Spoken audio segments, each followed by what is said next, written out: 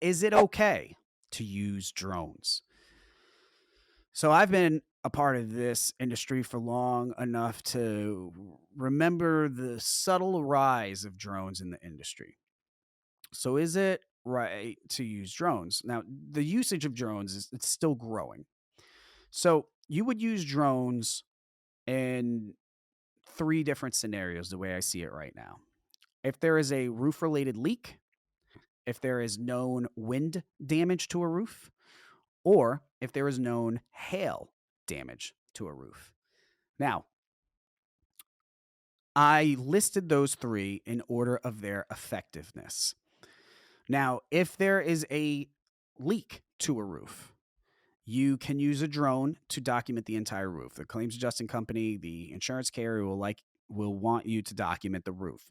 It could be a coverage issue, whether or not there's a storm created opening to that roof. If there's no storm created opening, there may not be any coverage. Now, if there is a storm created opening, it could be. If you're dealing with an HO3 policy or something like that, it may be coverage regardless. But there's not coverage for maintenance. So we need to figure out whether or not there is any wind damage to the roof that's causing this leak, or if it's just coming in from a pipe. Now, back in the day, if that were the case, you might walk up and it's a steep 3-story house and your ladder just won't get up there. So then now you've got a little simple claim just with a little water spot in a third level hallway. Getting in the attic doesn't get the job done because you need to see what the condition of the roof is. So you got one little spot. It's going to be less than the policy's deductible. You're going to collect the minimum fee on that.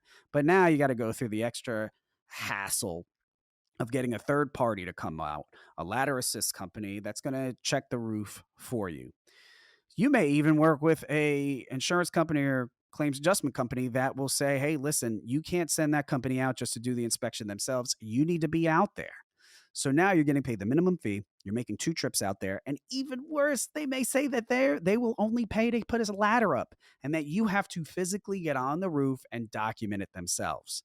And if you don't feel comfortable with trying to work something out on the sly with the ladder assist tech that's out there, you may find yourself on that roof too. Unless you have a drone that flies up there, documents the entire roof, documents the fact that there is no damage to the roof, and that there is no coverage for any maintenance related line items. The water entered the building through a wear and tear / maintenance related leak coming from a rear slope roof perforation. That's it. Wham, bam, done. Close it up, minimum fee, goodbye. So that's on the general leak. Now, when you're dealing with wind damage, could be a similar situation. Okay. You could get up there. There's no wind damage. You flying the drone up. There's no wind damage whatsoever. You're going to be able to know. These drones have great cameras. The drone that I use, I could fly that drone up 50 feet above the house, take one shot, and I'll open that photo up on my laptop and I can zoom in on every single shingle probably on that gable roof. Those cameras are that powerful. But when you fly that drone up there, you just check it. You got to check it meticulously. It is, a lot of people do argue that it's harder to see wind damage when you're not actually on the roof. I'm trying to support that, a drone really doesn't take the place of actual boots on the roof, that you can't see it as well, damage as well through a drone versus being up there yourself. Well, guess what? I've been checking out roofs my entire life and I miss shit when I'm on the roof. It happens. Listen, if there's a wind torn shingle, if the shingle has been ripped off, you're going to see it. If you point that drone in every square foot of that roof, you're going to catch it. You're going to see a blatantly missing shingle. It's bottom line. If it's a creased shingle, meaning that it just came up and went back down, right, you might miss that with a drone. You might miss that in person too. The nice thing about a drone is, though, if it's an 812 pitch, you got a steep pitch there. If you've got creased shingles closer towards the eave, right at the edge of the roof, towards the end, it's a little bit hard to see the crease at the top of that shingle while you're standing 5 feet above it. But if you're flying a drone, you can angle that thing so that shingle is flush against the camera and you can see whatever's going on there. So I argue that it is easier, as long as you take the time, it is easier to find damage with a drone, wind damage. Now, I would prefer just to do that.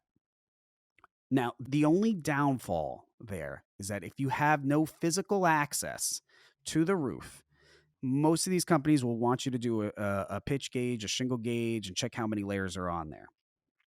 The pitch gauge, you can, if you're real good, you can kind of eyeball it and figure it out yourself. There's going to be some failure rate as far as the accuracy goes. The type of shingle, that's bullshit anyway. The layers, if you're replacing the entire roof, you should know what how many layers are on there. Some parts of the country, it's very rare that you see more than one layer. Other parts, sometimes you get 3 or 4. Here in New Jersey, where I'm from, it's somewhat common to see roofs with 2 layers on it. Also, if you're dealing with a repairability factor, if you need to do what's called a brittle test, just to physically be able to say this 15, 20-year-old shingle is too old and there's not going to be a reasonable way to repair it, you're not going to be able to do that with the use of a drone. But usually all of these factors I just mentioned would be able to be accomplished as long as you can get your ladder to a certain level of the home and to be able to do your thing right there. Now, for hail, unfortunately, the way that I see it, there is no easy way around it. You should get on the roof. Um, I have seen people try and if the hail is that bad, if it's like significant hail where if a drone is 10 feet away, you can clearly see massive impacts. I mean, I've gone to big hailstorms down south in Texas, Louisiana, where there's no doubt about it. It's hail damage. You could be 100 feet down the road. You know that house has been torn to bits from hail. But I've also been in more storms, hailstorms, where you need to be kind of upfront. And if you don't replace that roof, if you don't have the evidence that's needed to replace that roof, you may find yourself having to go back out there with a contractor who's going to literally, you might be there with a magnifying glass and just there to waste your time on it. You're not going to be able to get that job done and effectively dismiss claims made by a contractor or a public adjuster if you're sending a drone up there and it's just going to turn into a mess. So typically for hail, I don't recommend using that. Now, all three, no matter what, I will also make sure that you are aware of this. And I want you to really hear what I'm saying here. In order for you to fly a drone legally, if you are flying it for commercial purposes, I don't know what the current law is, so I don't quote me on this. This is not legal advice, but I believe that if you are flying a drone without a license, but you are flying it for commercial purposes, which means that you are flying it in exchange for money, basically. If you are caught by someone being the FAA or something like that, you will be subject to a fine. I'm not sure what else. But yes, if you are flying a drone for private purposes, personal reasons, that's fine. No big deal. If you're going to fly it for claims, I believe you are still supposed to have a license for that. And if you get caught, you will be in some amount of trouble.